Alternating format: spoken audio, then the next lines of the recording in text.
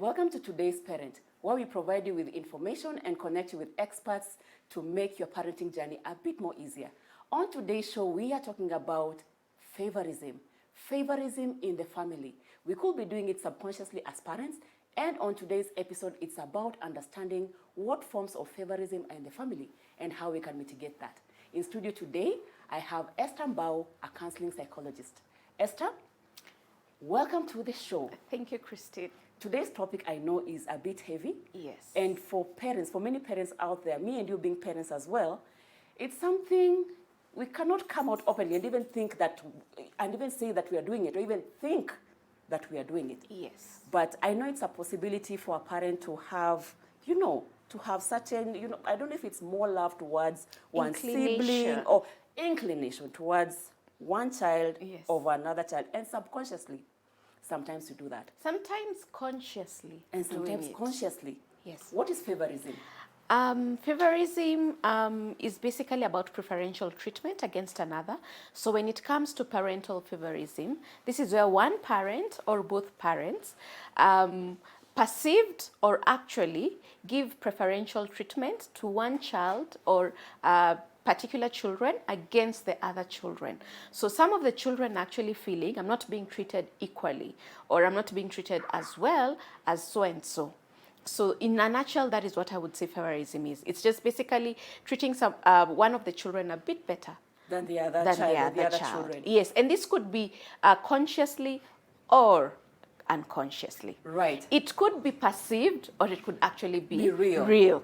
Yes. Because growing up, there's the way you perceive how you are raised. Yes. And when you sit down with your mother or your father, they can't figure out where you are coming from. Yes. Because they feel they treated you equally. Equally, yes. But I always say, whatever you feel, that is what matters. Yes. So I think it's just how it's a matter of perception, it's a matter of perspective. Yes. But I mean, in the family, we have to respect everybody's feeling. Yes. And understand where they're coming from. That's very, very true. But you also need to look at, sometimes favourism may not actually be there. A 5-year-old wants to be treated like the 15-year-old who has some more freedom than the 5-year-old. Of course. So the 5-year-old is actually feeling, my mom and dad are favouring my older sibling. But that's not true. So that's why I said it could be perceived or it could be real. Could be real. Or you could find the 5-year-old and maybe a 7-year-old. The 7-year-old is feeling the 5-year-old is being treated better because they're the baby, Yeah. And the 7-year-old is feeling mom and dad are not treating me like so and so. Right. So it really it comes from a place of how do I perceive where I'm at in relation to my siblings. Right. And sometimes it could actually be true and real, especially in adult life. You go home and so and so is being treated well because they've been named after this family. Right. So sometimes favourism can also go beyond our mom and dad who are our parents. In Africa, we say even our uncles, our aunts are our parents. Right. So sometimes parental favourism extends to the extended family. So let's list them. What are the forms of favourism in the family? Okay. I'll give the forms as I give examples. Coming from an intellectual place, you'll find someone who's excelling better than another, being treated better than the other. And sometimes it could be real or perceived because this person has done so well, so over the holidays they're told, enjoy your holidays, relax a bit more and unwind. But the one who hasn't done so well is being told, you didn't do as well as so and so. So comparison actually is a major cause of favourism. Right. Yes. So because this other person is being told you need to work extra hard or you need to put in more effort, they feel their sibling is being favoured more than they are. Yes. But sometimes it could actually be conscious, And you're telling this other child, I don't do 1, 2, 3 for you because you don't do so well as your brother or sister. And that's articulated. Yes. Yes. There are people who've actually been told, I won't take you out for lunch or I won't take you to the movies because you are not number one like your brother or sister. And you need to spend extra time studying. Yes. Or you go and tell them, even much later, you tell them, I want to go to this university. And you're told, but you don't do so well as your brother and sister. So why should we take you there? You do do what you can do with what we are giving you.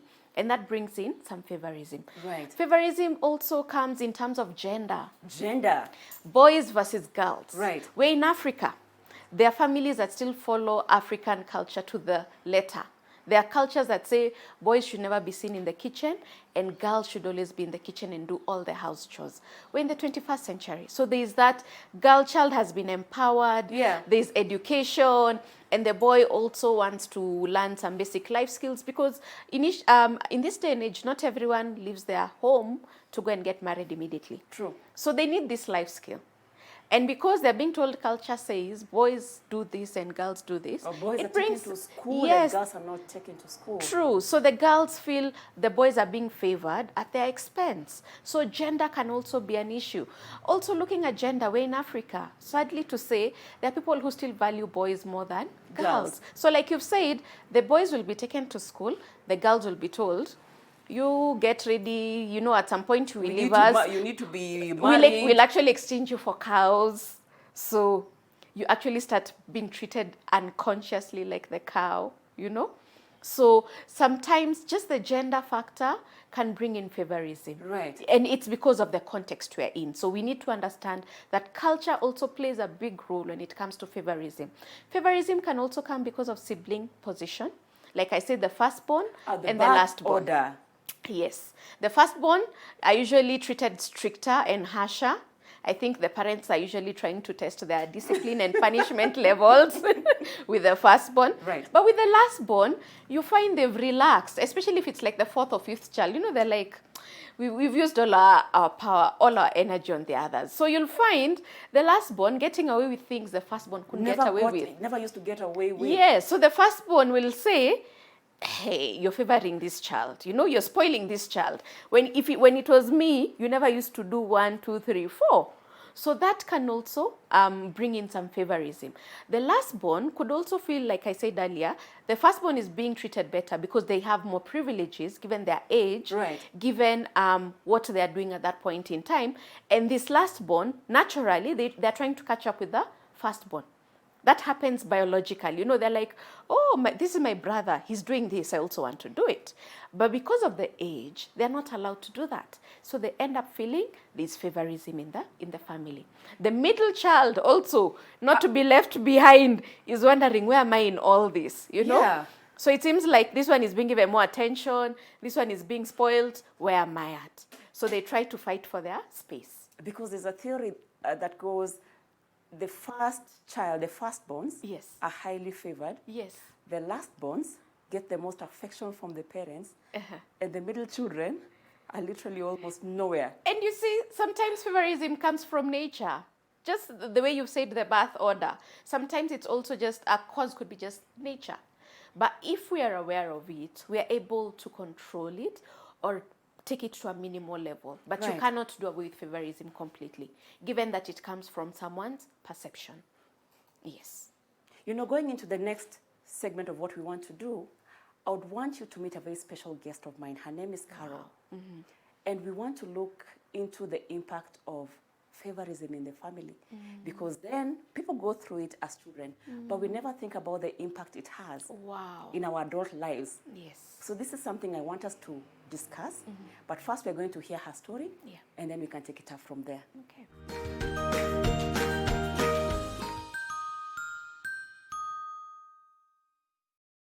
So Carol, growing up, in what instances do you feel that your siblings were favored over you? Number one, I was not allowed to choose the school that I liked. I was not allowed to choose the course that I loved. And also, I was not involved with family matters. I was not allowed to contribute anything, so I was isolated. So I couldn't be able to know if I'm right and if I'm wrong. Yes. Right. And looking back, the impact that it has had on your life, especially now you're being an adult, what effect has favorism, what you experienced, what has it done to your life? What impact has it had on your life? Okay. Looking at what I went through, it led to depression, which actually led to, I almost actually committed suicide. So at some point you were depressed? Yes, I was. I couldn't say it to anyone, but inside me, I felt like I just need to finish this life, because I couldn't even have time to talk to someone. So as somebody who's gone through, in your opinion, has gone through sibling favorism, what advice can you give to a parent out there? Maybe they could be possibly doing something that, you know, that could be pointing towards favorism. What pointers can you give as somebody who's gone through it? What pointers can you give to parents out there? Okay, for parents out there, sometimes I think they do it out of anger. Because myself, like my family, we didn't have that family thing. I didn't know what is love. I just thought Like you guys maybe didn't have a bond. We didn't have a bond. We ain't that family issues and everything. So I thought maybe my mom was bringing it to me. She didn't have anywhere else to take the anchor, so she could bring it to me. And that's why I think it affected the relationship between me and my mom. Carol, as we are concluding on your story, what can you tell parents out there? To all the parents out there, I would advise them, please don't discriminate your children, or don't treat your child better than the other because of their weaknesses or because of their strength, because it will affect their growth. We are going to take a short break. We'll be right back after this.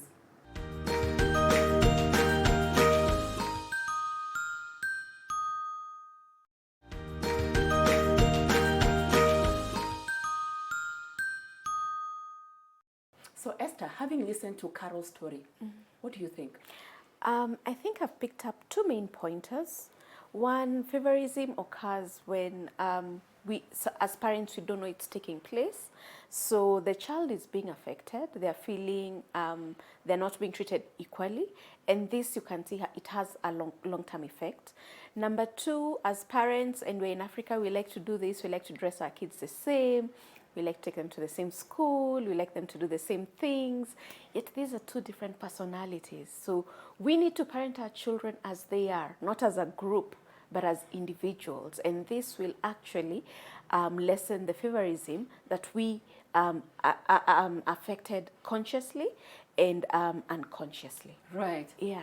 If I was a parent, I'm just sitting here thinking, for the parents, the older parents who are at home, who are listening to us, when they listen to the stories from their children, who then say, Dad, Mom, I feel that, you know, you favored my brother, my sister over me. Yeah. And they can't understand where you are coming from. True. Because in their opinion, they feel that they did their best. Yes. And then coming from possibly their own backgrounds. Yes. Of how they were raised, how they look at things, because then it was about parenting, was about food, shelter. You know, I give you the basic needs. So I don't know if there's any way you can speak up for the parents as well before we bring in the consequences of favorism. Like I keep saying, parents never go to school to become parents. We actually pick a lot from our own families of origin, how we were parented. And then along the way, we pick up our own lessons as life is happening. Right. So as parents, we do our best. And I don't want any parent to feel guilty that they've not done their best. You have actually done your best. But now that you know better, please do better. So don't feel bad about what you have been doing before or what has happened before. Right. The other thing, we're in a culture where in Africa, parents are always right. You know, in Africa, you cannot say your parent does you wrong. No, they are the right and they are the law. Yes. But they're not perfect. They're just parents. They're human. So it is how we approach it and how we communicate it to them that really matters, because you can say the same thing and it will be accepted or not accepted. It's just the mode and how you did it and when you did it. So we need to be very deliberate about how we communicate some of the pitfalls that happened as our parents were parenting us. Would you advise, if I'm somebody who feels that my siblings were favored over me, if I can approach, let me use the word approach my parents and have a conversation and tell them, look, 10, 15, 34, 62 years ago, this is what you did, and this is what you made me feel. And I don't want to use the word confrontation, Yes. but I don't know what your take is on that. If you want to get closure, you know, just let it out of your system. Yes. Would you advise for somebody to have a conversation with their parent? Yes, I would say yes and no. It depends with the circumstances. It depends with who your parents are. Because let's be very honest, there are parents you can still never go back to. Like, but that doesn't mean. After everything I did for you, you know, how can you be so ungrateful? Do you know how much I saved to take you to Yes, school? but there's a parent who will mellow and be like, kindly kindly just share what, how it was for me being your parent. Right. So you need to understand your parent. You need to understand their personality. You need to understand their temperaments. You need to understand the context in which they're parenting you from. We're in Africa. Sometimes things are so tough. You don't want to be that parent. But because life is being so tough, so you just end up being that sort of parent. So for you to get closure, you don't necessarily have to go to your parents, but it does help. But you need to be careful. Will this mend our relationship? Now that they're getting older and I'm getting older, and we're also having generations coming after us, will this bring healing or will it bring adrift? Right. So I won't put a blanket yes or no. But you also need to know if you don't bring closure to it, it has impact on you. Here and now, even as you're watching this, it has an impact on you. And it is affecting you whether you know it or you don't know it. But we usually say in counseling and in psychology, our unconscious is very powerful, that it drives some of the things we do every day that we are not aware of. Sometimes you do something and you're like, why do I always keep doing what I'm doing? Because this and what happened to you a while back is actually a driving force. Right. So maybe we need to look at the impact and look at some of the things. Yeah. For sure. Yeah. So let's go list them one by one. Yeah. As a professional, as a counseling psychologist, what's the effect of favourism in the family? I'll look at it first in 3 tiers. It first has an impact on the person who feels they've not been treated equally or right or respected. So it has an impact on the individual. It has an impact on the immediate family.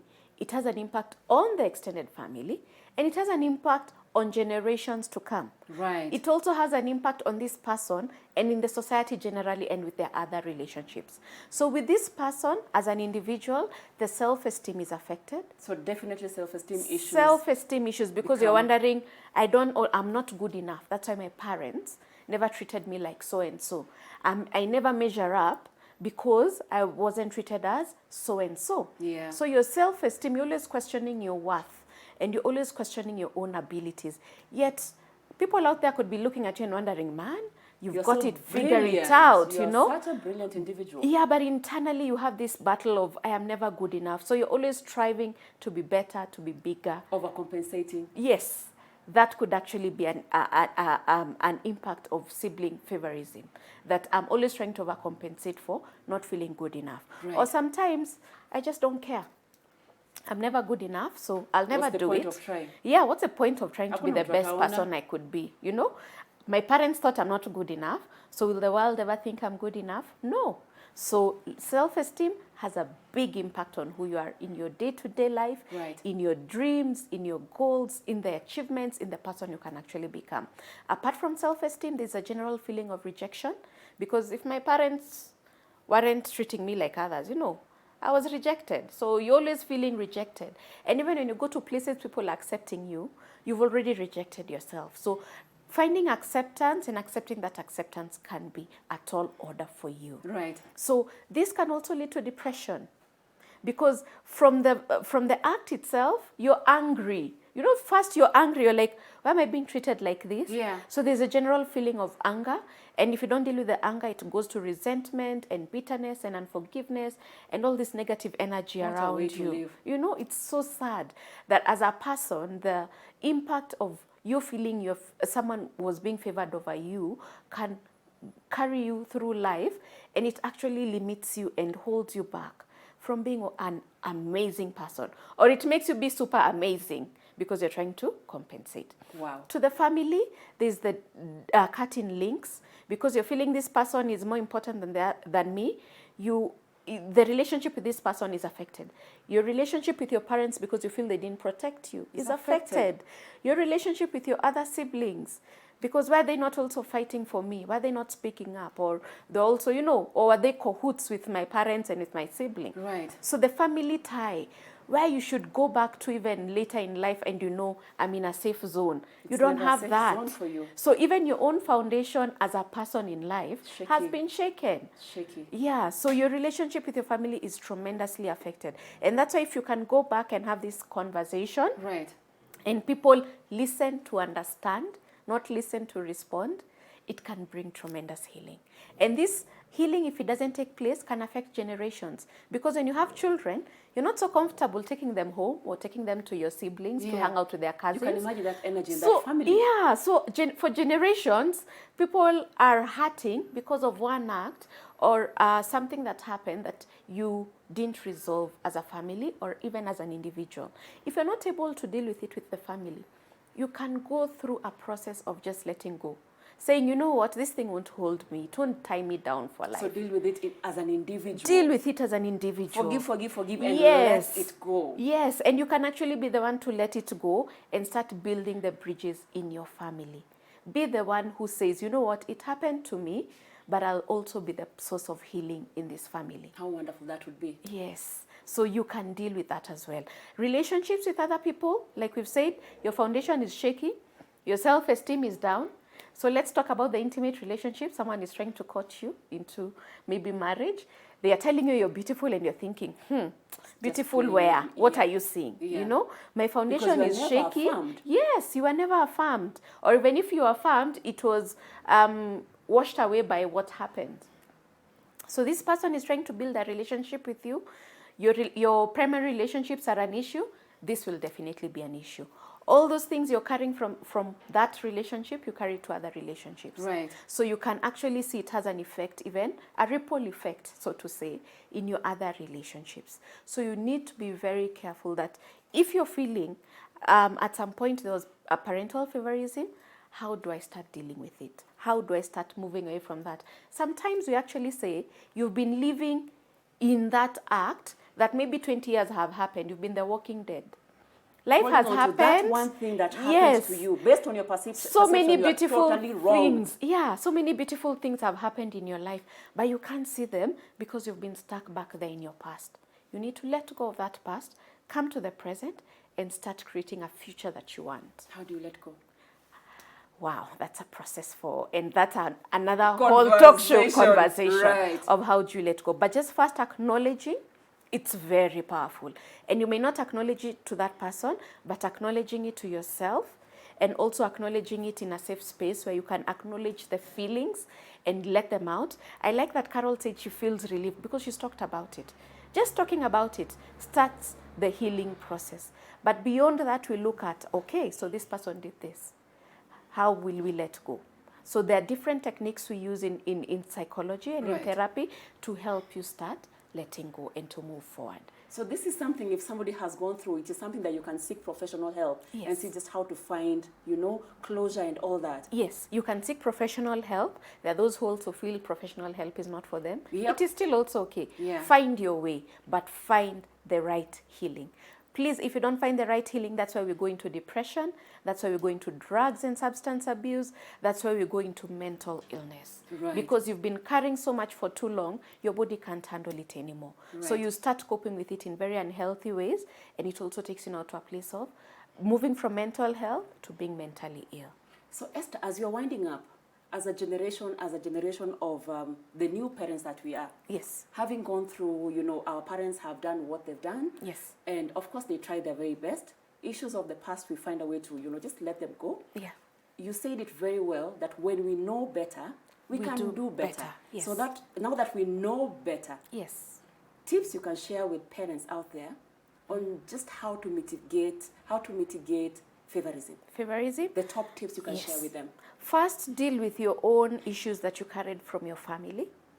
That is very important. Dealing with your inner self. Because if you don't deal with your inner self, you release it on other people. So as a parent or? As an individual. Right. First as an individual. Because being a parent is a role.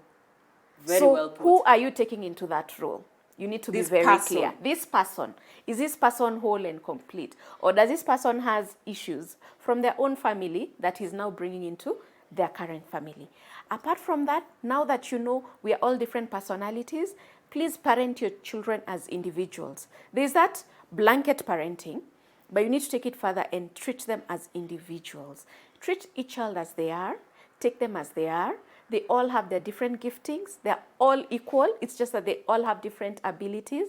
So take them as they are. But more importantly, in today's parenting, listen more and talk less. Listen more and, And talk yes, less. and listen to understand. Don't listen to respond. That would be my key takeout. Listen more. When you listen, your children can come and tell you, actually, when you did 1, 2, 3, It I made me felt feel- you treated this person better than me. And when you listen, you're able to mitigate it there than having to deal with an issue 20 years later. Maybe when they've been in alcoholism, or they've been depressed, or they've just been having low self-esteem, so they're not living out to be who they were created to be. So listen more would be my key takeout. Thank you, Esther. Thank you, Christine. And thank you so much for sharing these pointers. I know parents out there will find them very useful. And as usual, it's a pleasure hosting you on this show. It's always a pleasure to empower today's parents. Thank you for coming. Thank you too. And that's it for today's episode. On today's show, we were talking about favourism. I hope you found the pointers that were shared by Esther to be insightful and useful to you. And now that we know better, let's see how we can do better, talk less, and listen more, and parent our kids as individuals rather than collectively. I know we are doing the best that we can, and let's continue doing the best that we can. In today's show, we were hosted at Little Cribs, the home of exciting, durable, and affordable kids furniture. I have been your host, Christine Casina, and if you're looking for parenting resources, go to www.supermamas.co.ke. See you next time.